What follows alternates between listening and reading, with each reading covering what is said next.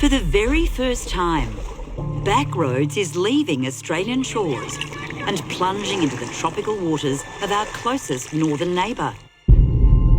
We've stood shoulder to shoulder with them for more than 100 years. Yet, what do we know of them? I'm handing the reins over to guest presenter and local Tania Bale.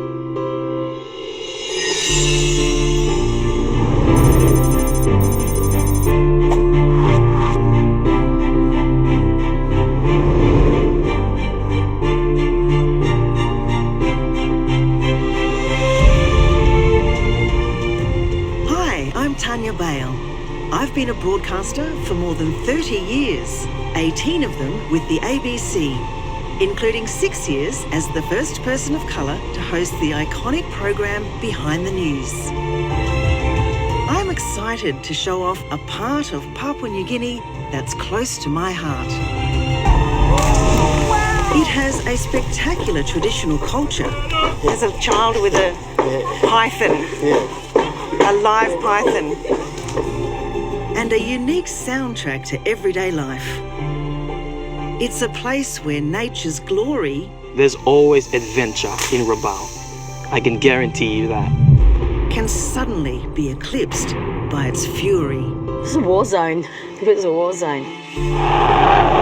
There aren't many towns in the world that have survived a hostile invasion, daily bombings, and being buried under ash, twice. But Rabaul is still standing, and far from surrendering, it's creating a future. Most of the Rabaul community never returned after the catastrophic volcanic eruptions in 1994, but incredibly, some did. I want to hear their stories and find out why it is that they're so determined to stay put against all odds.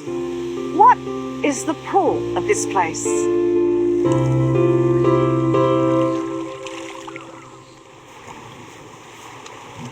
I'm at the Tolai village of my friend, the singer-songwriter, George Telek. The Tolai are one of 2 Indigenous groups in Rabaul. Good morning. Good morning. In PNG, Telek, not Elvis, is king. Thank you for having and his reputation is worldwide. As someone who isn't Tolai, I am humbled by my friend's traditional welcome. Today, his Moab string band features special guest Jackson Pinia, another famous name in music.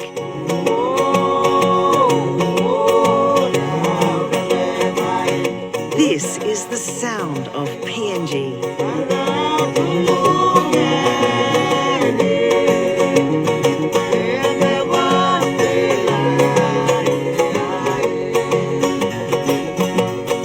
Because there are more than 800 tribal languages in PNG, our common language is Tokpisin, or Pidgin. We sabe osem, Papua New Guinea, one of the last place inside of this world where all guitar been come. Only come want them no got instructions from all. So you be kisim na creating this kind sound, only calling Papua New Guinea string bands down. Story ligdik lo mi plalo this la. It's like a different style of music with different tune and the beat that just goes along with it.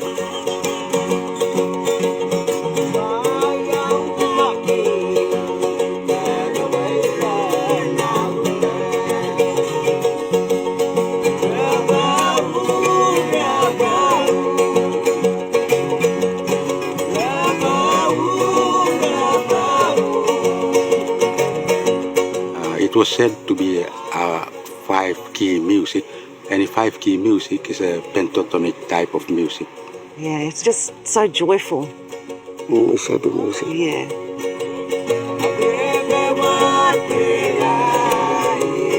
Despite his fame and despite volcanic eruptions, my friend Telek still lives in his village in Rabaul.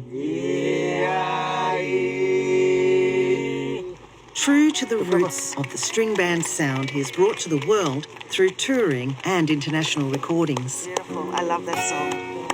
I feel proud as to picture about my country and my culture.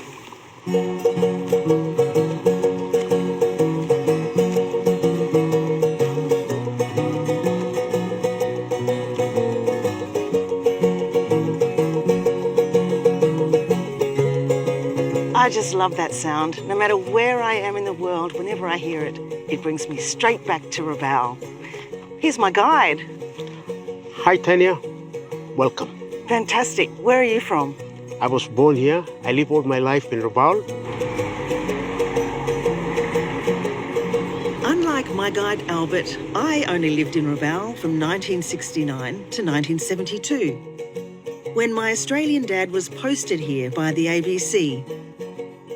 My PNG mother took a teaching position at a local primary school while we were there. Oh, wow. Albert, spectacular. This is the harbourside paradise I remember from my early childhood. Our people claim Rabaul by heart. It is called the Pearl of the Pacific, and according to our local language, Amadapai, meaning it's our motherland. So, Albert, how was this harbour created? Mount Vulcan and Mount Wartime erupted some 3,500 years ago, forming the beautiful harbour of Rabaul. And are they still active? I mean, obviously that one is, but what about Vulcan? They are both active.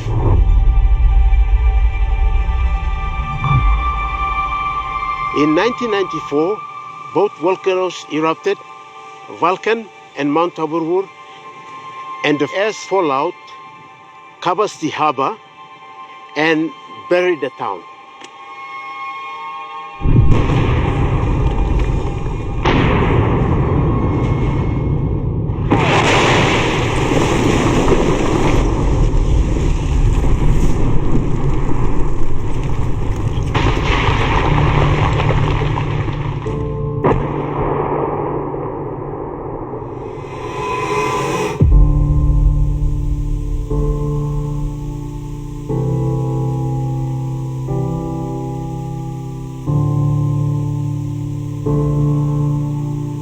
Ash and smoke has mixed with rain, covering much of Rabaul in an impenetrable layer of pumice.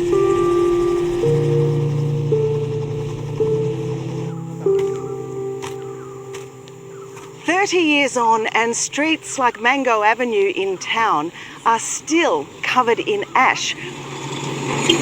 This used to be the bustling main street of Rabaul. And I can remember the Frangipani Festival float parade coming down here every year. Now the buildings are all gone, and all these banks of greenery you see on the side are actually on top of the ash. That gives you an idea of just how deep the ash fallout was. The only building left standing in Mango Avenue is the Rabaul Hotel. That's thanks to Jerry McGrade, who with his wife Joyce owned it from 1960. Oh, I love this infusion you've got going with the interior decoration. Now it's run by their daughter Susie, You've got these lanterns who from vividly Asia and remembers the centipede. volcanic catastrophe. Yes, so this is Rabaul very, very soon after the eruption. That darkness is the natural light of the day because the ash was so thick it stopped the sun. What was it like here during the 1994 eruptions? Oh, frightening. Absolutely frightening. You know, we're only 3 kilometres from the volcano. Coconuts were falling down and it was pandemonium, really. You know, the sound of thunder, it was like that, but 10 times worse, cracking in your ear. And when you had the sonic booms later on, they were cracking glass. It was a war zone. It was a war zone.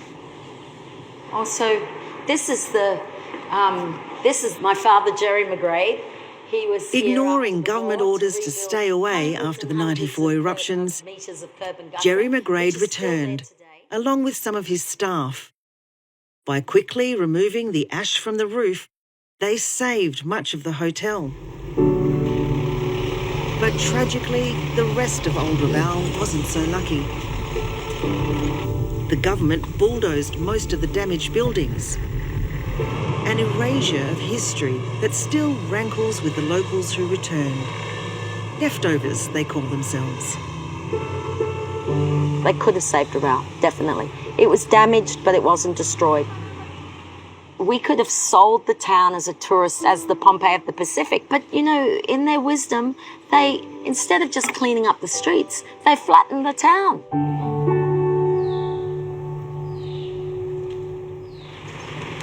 An opportunity was lost. But the spirit of the leftovers who returned was far from crushed.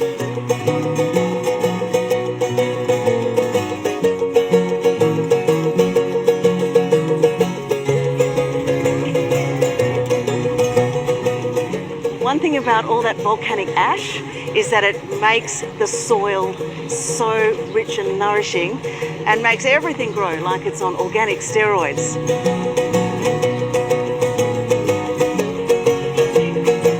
It's so good to see this market here, even though it's not in the same place it used to be in 1994. Also back are the big cruise ships. But one of Rabaul's biggest drawcards is the culture of its first people, the Baining. I'm on my way to the mountains where they live, an hour's drive inland from Rabaul.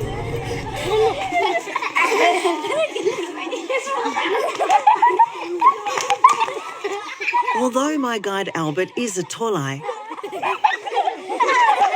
he's my entree to the Baining, who are his friends.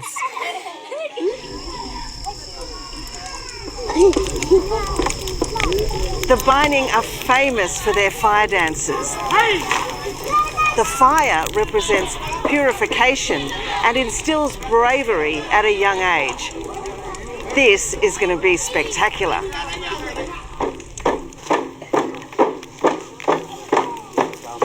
Here they come. Oh my gosh.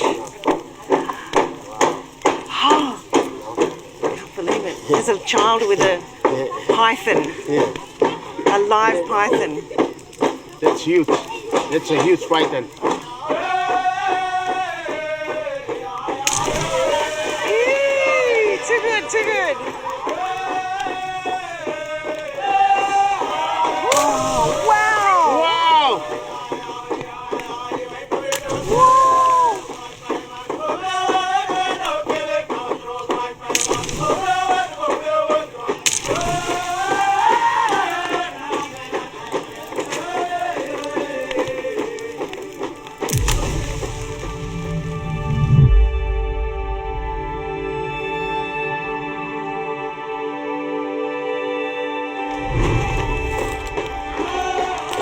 Baining were the original inhabitants of where Rabaul is now, and it was the Tolai that drove them inland here to the mountains.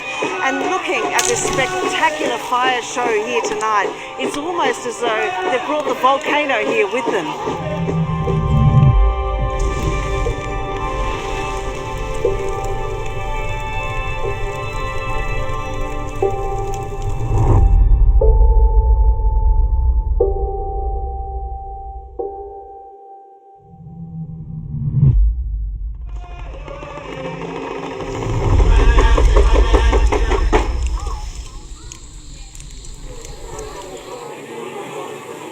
Rabaul's fascinating war history is also helping to revive tourism in the town.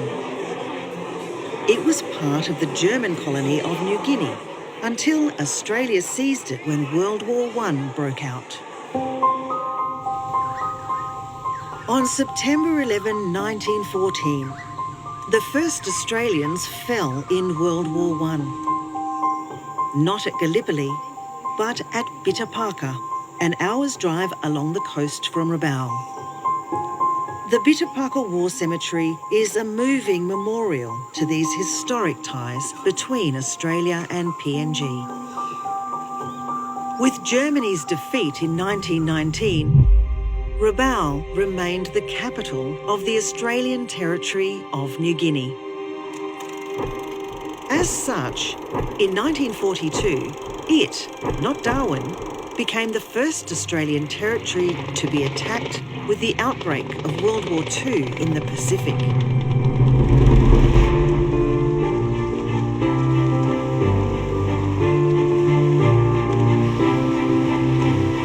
A 5,000-strong Japanese force invaded these waters and skies straight from Pearl Harbor. The sheer terror of this is brought into focus when news, spreading like wildfire, reaches us. The wreck of the Montevideo Maru has been found after 81 years. Months after their strategic win, Japanese forces were transporting prisoners on Montevideo Maru. Unaware it was carrying POWs, it was torpedoed by an American submarine in the South China Sea. In 1942, more than 1,000 Australian soldiers, civilians and locals captured by the Japanese in Rabaul died on the Montevideo Maru.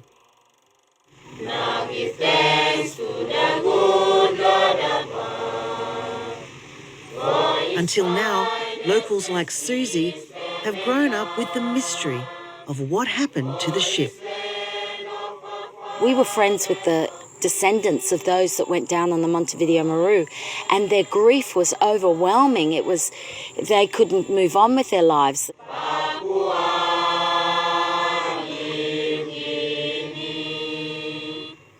Every year, Rabaul remembers the victims of this wartime tragedy.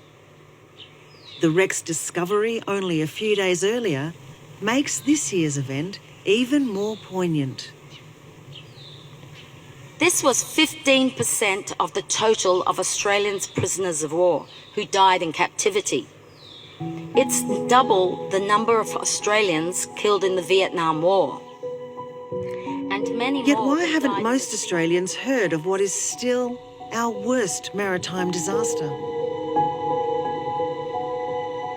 Or about the fall of Rabaul, then an Australian town that led to it? Rabaul is Australia's national blind spot. It's collective myopia. Rabaul has not forgotten, lest we forget.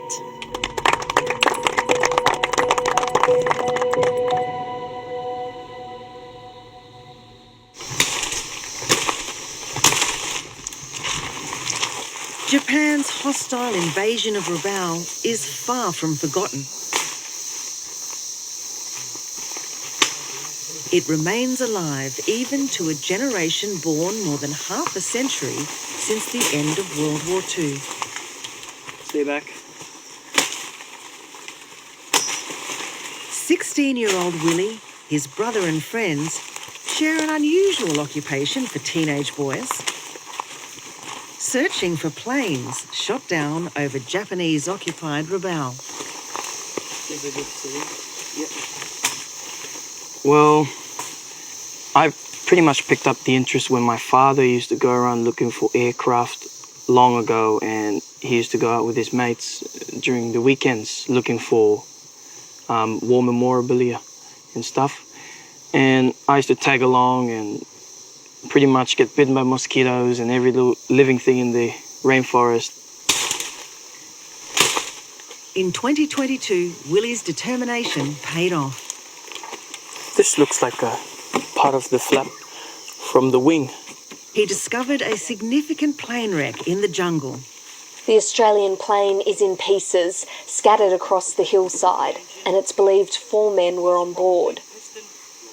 I wonder what they would feel and how I would feel if I had someone lost in the war or a family member lost in the war, and love to seek closure just the same as they do. Willie's dad, David, is president of the Rabaul Historical Society. A former Kiwi married to a PNG national, he believes war history is embedded in Rabaul's collective memory. It's part of the pull of the place. Tania, it's my children's ass place, which, as you would realise in Pidgin, means that this is where they were born, or this is where they put down roots. And ass place meaning this is where I sit down.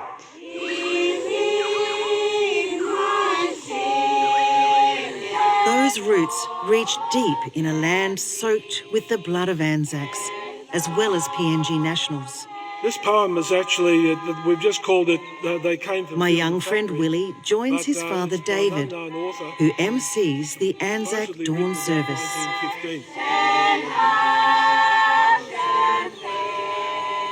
A traditional Tolai ritual underscores the solemnity of this day. It's only performed to honour the death of someone held in high esteem.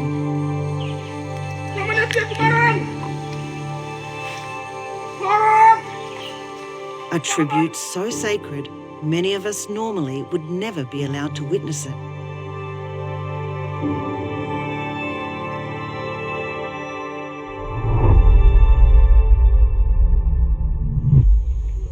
Hey! It's a special Anzac Day for me.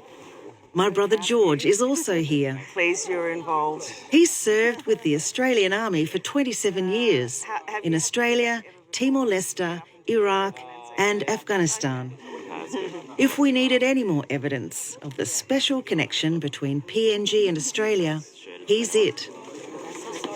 Forefathers fell together on this land, so we have that connection, that history together. So that's pretty special to me. So I'm pretty happy to be here.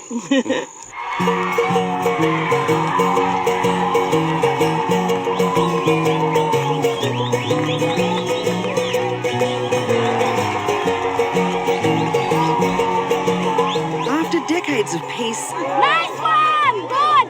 local heroes nowadays are forged on a very different battleground. In Western countries, women playing football is no longer a novelty. But here, young women are breaking new ground and relishing every opportunity. Nowadays, sinol mansal al wakim sa waki wak dongal man al meritu waki wak dongal man. Kasi al man tu play rugby, mi patu meritu bentul play.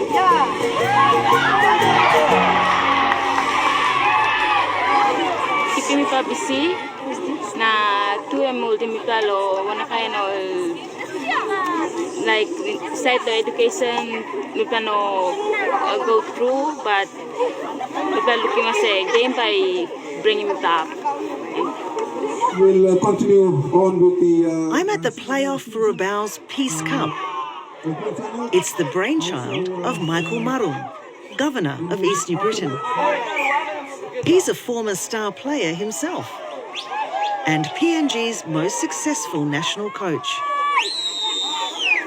Basically, we wanted to just bring everyone together. They can fight it out on the footy field. That's right, yeah. This competition and sporting facility are just the start of the Governor's vision for renewing Rabaul. It's been 29 years since eruption. We were regarded as a red zone. People, want to, take the risk of coming back here. My goal now is to make sure, we can reestablish the town back in. That's something we're looking forward to. So yeah.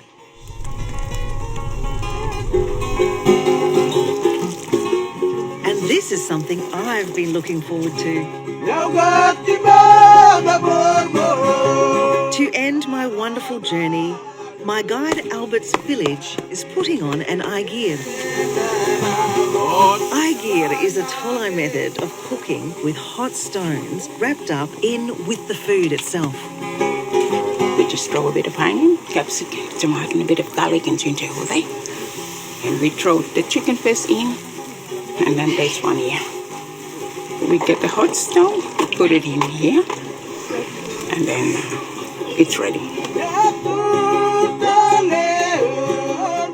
The women show off their weaving skills. Their intricately made shell money. It's sweet and juicy with the smoky, earthy from the stone and the fire and the coconut, of course, ever present. You must try Aigia.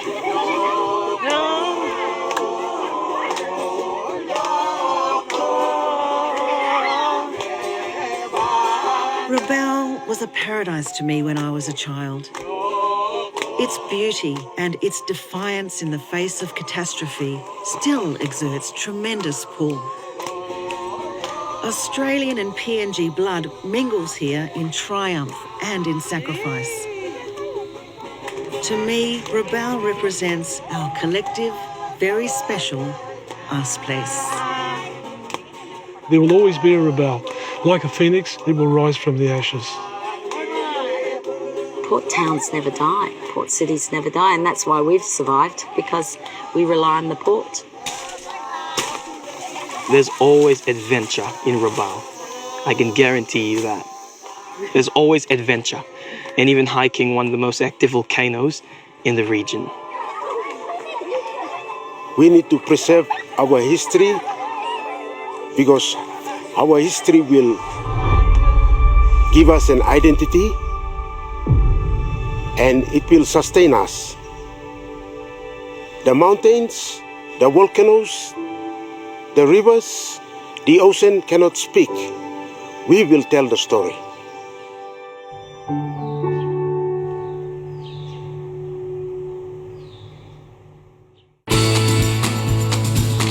Thanks for joining us on our journey right around Australia.